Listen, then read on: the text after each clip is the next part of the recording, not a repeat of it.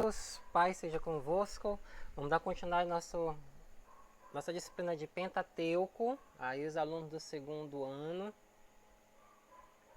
Capítulo 5. Capítulo 5 do nosso livro. Nós vamos dar continuidade ao nosso estudo. Vamos ver o que fala o capítulo 5. Capítulo 5, o Egito. Nós vimos no capítulo passado, né, que Moisés havia chegado no Egito, que já era o momento ali já de se encontrar com o faraó e começar a tomar as providências ali por intermédio de Deus, né? Deus conduziria ali os momentos ali, né? Vamos então para o nosso estudo, o Egito. Introdução. Após a entrega total de sua vida nas mãos do Senhor, Moisés e Arão, agora começam os personagens que eu falei para vocês que a gente ia ver um pouquinho na frente, e aqui já aparece já Arão. Moisés e Arão conversam com o povo. Estes compreendem que Deus estava com os seus ouvidos voltados para eles. A partir de agora, a conversa deveria ser com quem? Com o faraó. Eita, agora a gente vai ser uma disciplina que melhor, um capítulo tremendo, viu?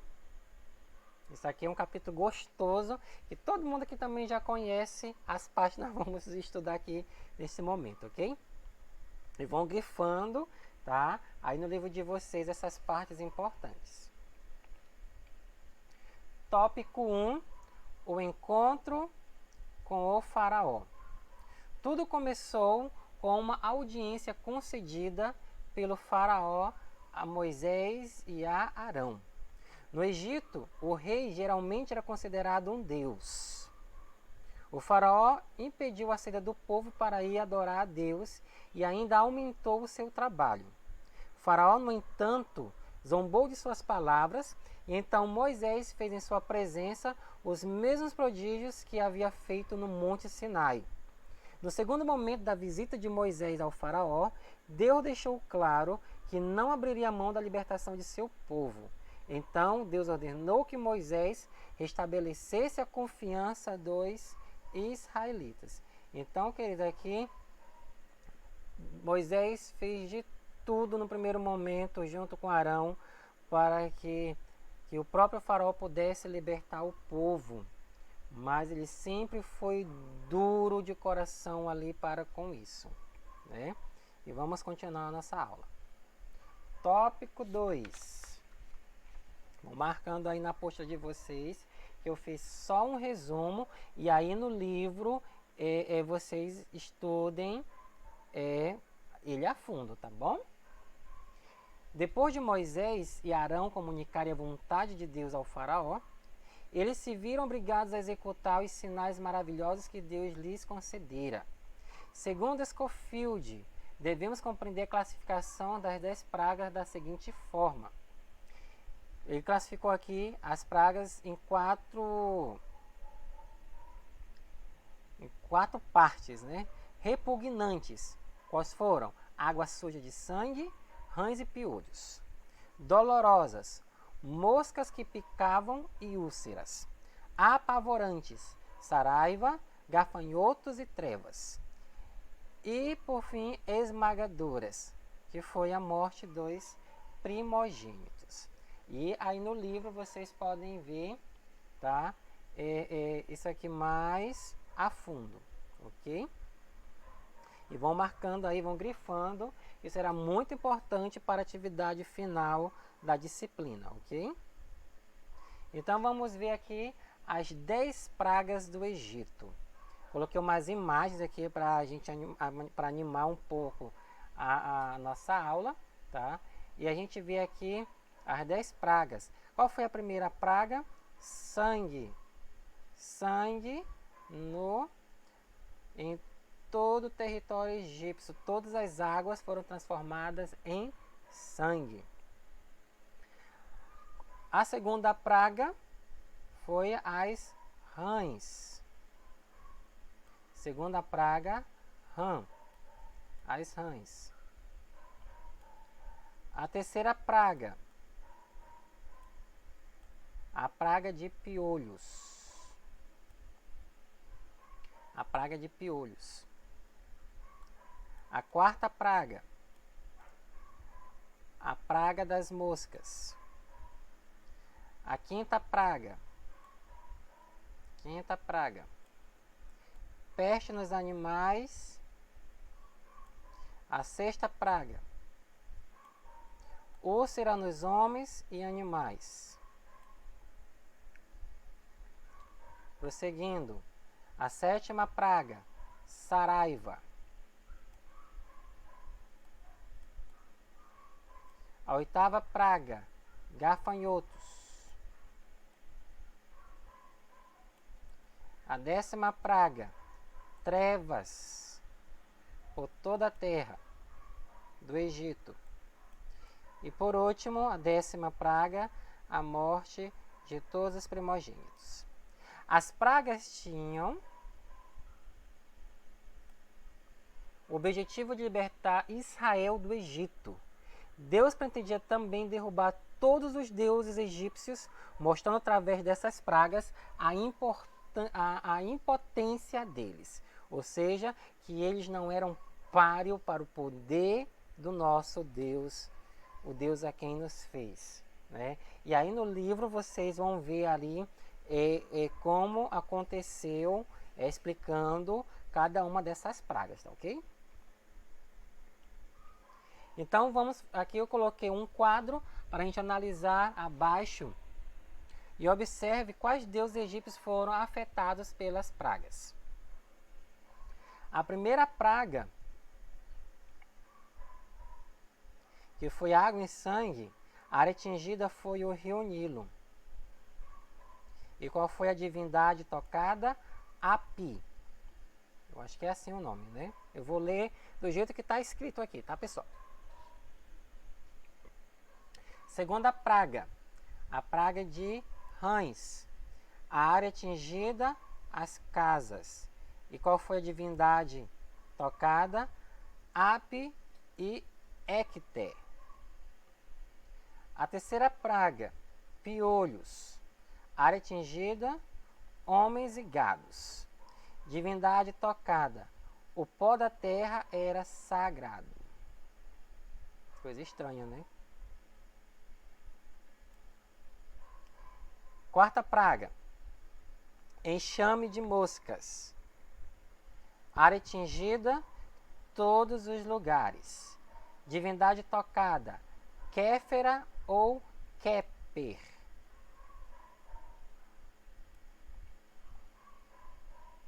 Quinta praga, pestes. Área atingida, o gado. Divindade tocada, Amon, Ator, Canum, Meneves. Sexta praga, úlceras. Área atingida, homens e gados. Divindade tocada, sacerdotes egípcios. Sacerdotes egípcios foram tocados aqui. Sacerdotes egípcios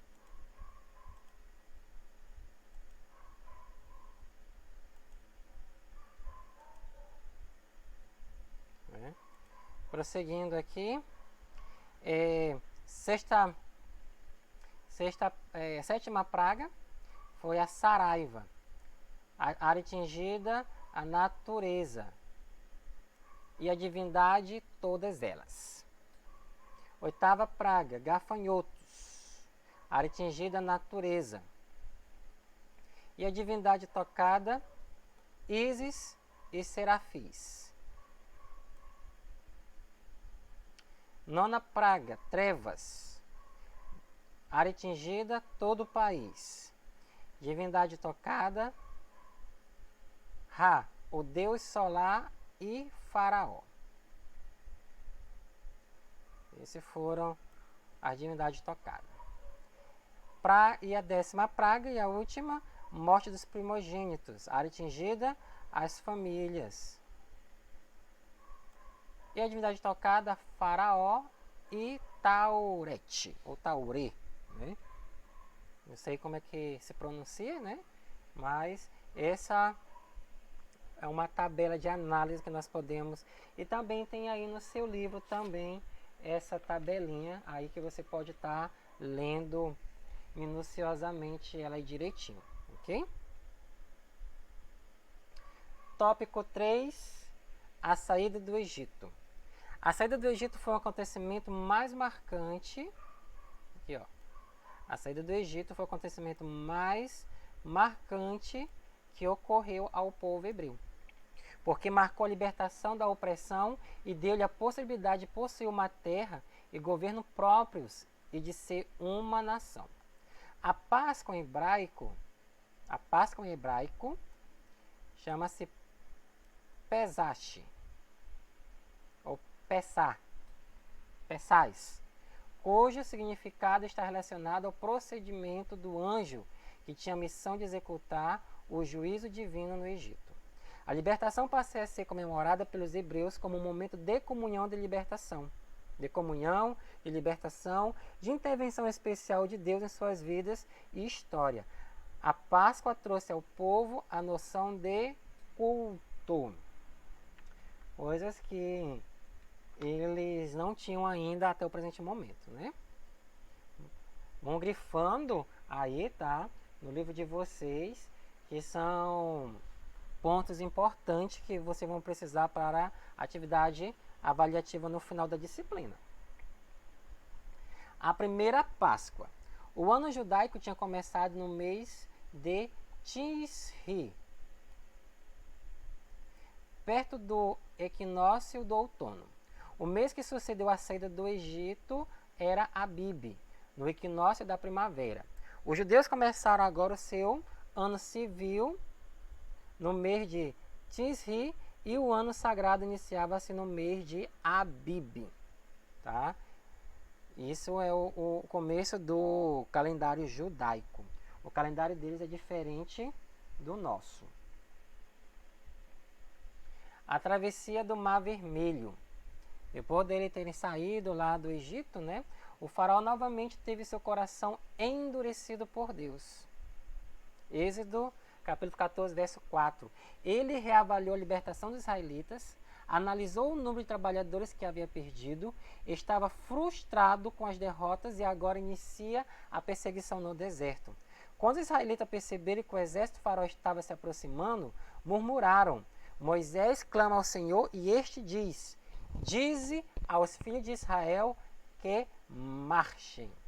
Todos gostam dessa parte, né? Dessa fala aqui de Deus, né? Dize aos filhos de Israel que marchem.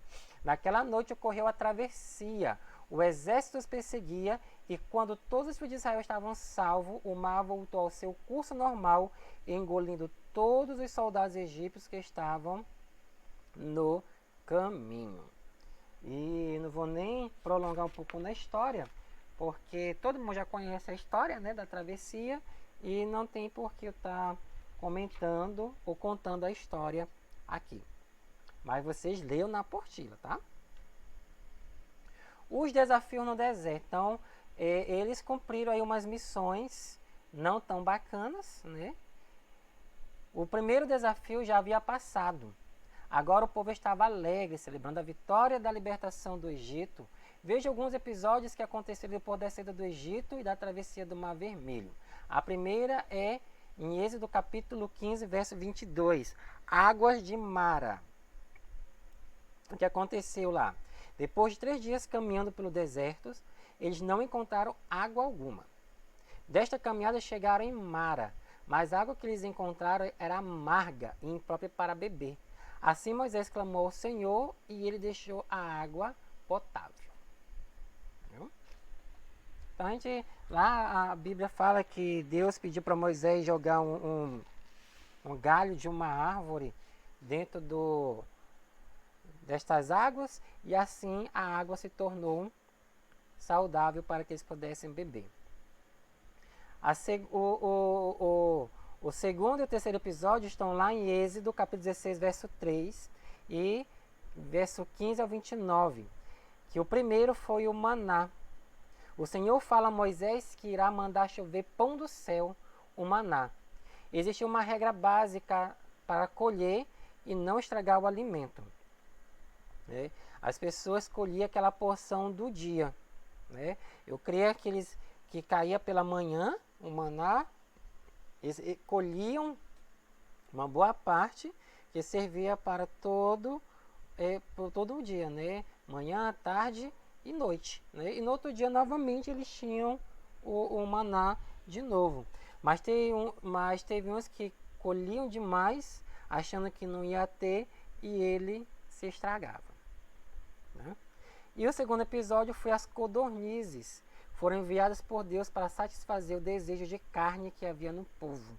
E esse aqui foi um episódio bem assim, difícil, porque Deus disse que vocês lendo na passagem, vocês vão ver, em Êxodo capítulo 16 lá, que eles comeram tanta carne que saía pelo nariz, pelo ouvido, pela boca, e pereceram por causa do desejo de comer carne, né? E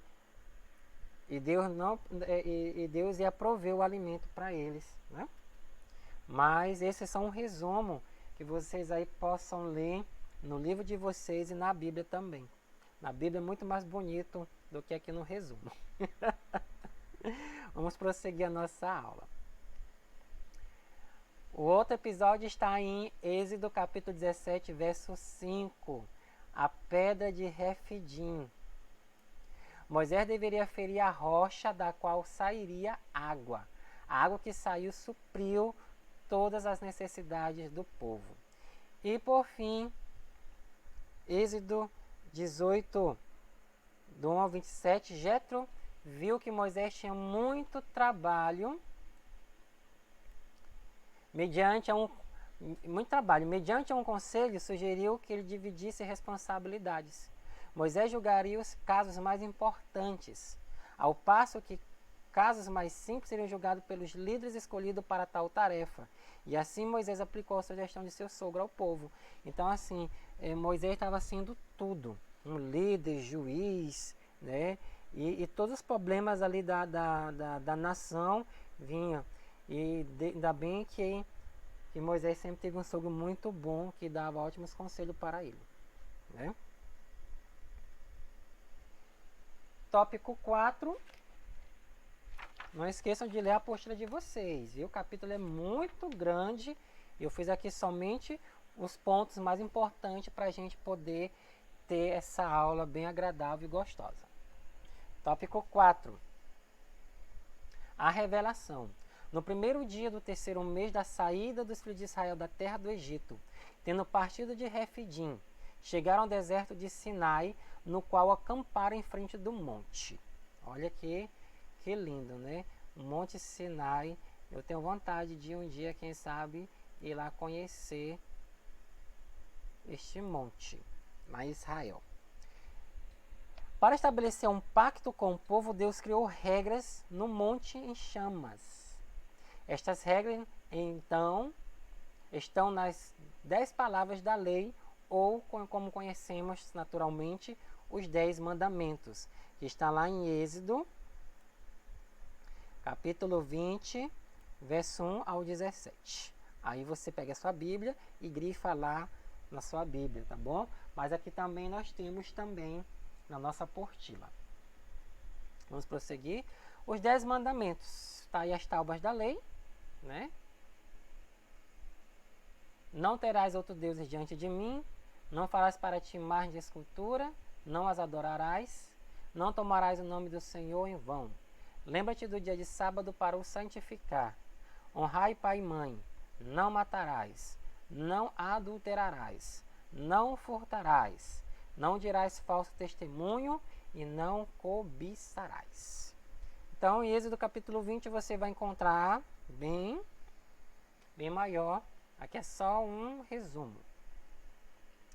Cabe ressaltar que não existia somente as tábuas das leis, mas também leis específicas a respeito de leis sobre os escravos, leis sobre ferimentos, leis sobre furtos, leis sobre prejuízo à propriedade alheia, leis sobre desonestidade, leis sobre imoralidade, leis sobre obrigações civis e religiosas, leis sobre os sábados e as festas religiosas e leis sobre a conquista.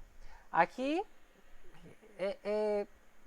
no nosso natural, é como se fosse os códigos penal, processual, civil, né, e dentre outros que a gente conhece aí. Então, essas leis que a gente conhece não é de hoje, né, e sim de muito tempo atrás. E como aqui já estava surgindo uma nação, então a nação tem que ter essas regras de convívio e organização social, né? Mas aqui eram mais leis de pena, né? Para aquelas pessoas que cometiam erros e tinham que ser corrigidos, né? O tabernáculo. O tabernáculo era o local onde Deus se encontrava com seu povo e prefigurava a perfeita aproximação de Deus pelo sangue de Jesus Cristo. O santuário era um lugar separado e deveria ser construído com materiais específicos. Este material foi coletado através de doações do povo. Então, o primeiro tabernáculo foi construído por materiais doados pelo povo. E eles foram bem generosos. E aí na própria Bíblia vocês vão ver como foi feita a doação desses materiais. Então vamos ver o que compõe os móveis e a estrutura do nosso tabernáculo. Eu coloquei aqui as figuras, né, para vocês verem, né? Aí no livro também tem, né, mas aqui eu coloquei colorido, aí no livro está preto e branco. Aqui tem a arca e o propiciatório. Aqui dentro da arca Moisés colocou a vara que Deus fez, a vara de Arão que floriu. Tem o maná, um pouco do maná, e também tinha as tábuas das leis, né? As pedras das leis. Nós vemos aqui a mesa dos pães, o candelabro, as cortinas, as tábuas e os véus. Os véus que separavam o santo do lugar santíssimo, né? E aí no livro vocês leem, né, que vai explicando todo o material e como foi feito e para que servia, ok? Nós temos aqui o altar de bronze, o átrio, o azeite, as vestes sacerdotais, a consagração dos sacerdotes, o altar de incenso. Vocês acompanham aí no livro, vocês leiam depois, tá bom? Como cada desses objetos aqui tem um significado muito importante, ok, queridos? E vocês leiam aí com mais afinco, ok?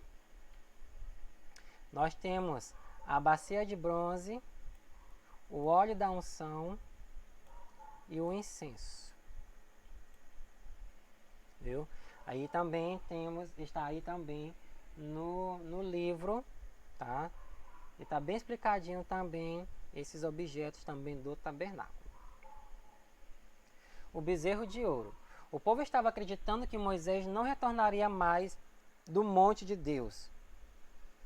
Havia escrito as tábuas da lei, pois já haviam se passado 40 dias. O povo então juntou todas as suas joias e Arão moldou um bezerro de ouro. Em seguida o povo adorou esta imagem. Deus disse para Moisés retornar o povo, pois eles estavam desviados do caminho. Moisés desceu e verificou o que estava ocorrendo. Então quebrou as tábuas que continham as leis escritas por Deus, e isso significava que o pacto estava quebrado. Moisés intercedeu pelo povo perante Deus com intrepidez a aliança foi renovada e a lei foi reescrita novamente por Deus. Então essa história aqui vocês já conhecem, né? Da queda aí do povo, porque Moisés havia se ausentado por muito tempo, cria que já tinha morrido, e então voltaram a ser novamente desobedientes, porque ainda na cabeça deles e no coração deles ainda tinha a cultura egípcia, né? Dali de aquela adoração, porque lá no Egito eles adoravam vários deuses, tinha deuses para tudo quanto é coisa, né? E aí nós temos uma tabela, que também tem no livro de vocês, o tabernáculo e suas respectivas funções, né? Vamos ver o que é que fazia cada um. O altar do holocausto, onde é que ficava? No pátio ou no átrio, né? E o que fazia? Queima dos sacrifícios trazidos pelo povo. Pia de bronze, onde ficava? Pátio ou átrio. E sua função? Lavagem dos sacerdotes nas ministrações. O altar de incenso, onde ficava? Lugar santo. E a função? Queima de incenso 2 vezes ao dia. Mesa de pães, onde é que ficava? No lugar santo. E a função dela, da mesa? A apresentação dos pães durante a semana. O candelabro, onde é que ficava? No lugar santo. Função: iluminação do tabernáculo. E a arca e o propiciatório ficava no Santo dos Santos. E a função: guarda de elementos sagrados e expiação. E aí, no livro também tem essa tabelinha, tá bom? E você pode grifar, que é muito importante. Vamos continuar. O tabernáculo e seus respectivos símbolos, né? Vamos ver o que significava cada um desses objetos, né?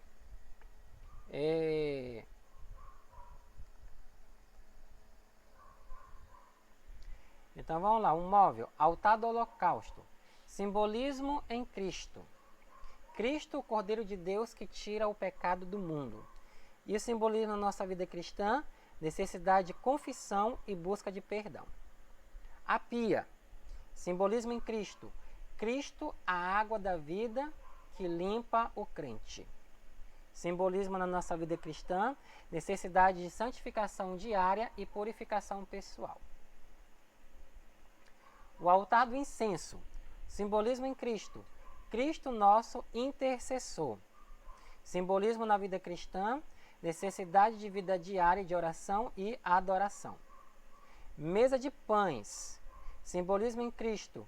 Cristo, pão vivo que desceu do céu. Nosso provedor. Simbolismo na vida cristã, necessidade de dar graças a Deus pelas provisões diárias. Candelabro, Cristo, a luz do mundo. Simbolismo na vida cristã, necessidade de testemunhar de Cristo às nações. Arca e propiciatório, Cristo, o inaugurador da nova aliança. Simbolismo na vida cristã, necessidade de comunhão com Deus para refletirmos a sua glória. Então tudo aí tem um significado, né? Não foi nada assim feito assim à vontade e à mercê do próprio homem, né? Deus deu assim bem sucinto com como era para fazer o tabernáculo, e assim foi feito. O tabernáculo e seu simbolismo. Materiais de que foram feitos: cobre, prata, ouro e pedras preciosas. Simbolismo em Cristo, natureza divina do Senhor Jesus, sua realeza e senhorio. Simbolismo na vida cristã, possibilidade de o crente vivenciar as realidades eternas. Materiais que foram feitos o tabernáculo: peles, lã, linho e madeira. Simbolismo em Cristo. Natureza humana do Senhor Jesus, seu sofrimento. Simbolismo na vida cristã. Corporeidade do crente e a razão para a sua dependência de Deus. Então aqui nós terminamos, queridos, a nossa parte sobre o Egito, que é o estudo do livro de Êxodo, e que na próxima aula nós podemos nos encontrar aqui novamente. Então, grife as partes importantes que eu ditei aqui para vocês e até a próxima aula. Paz a todos e até!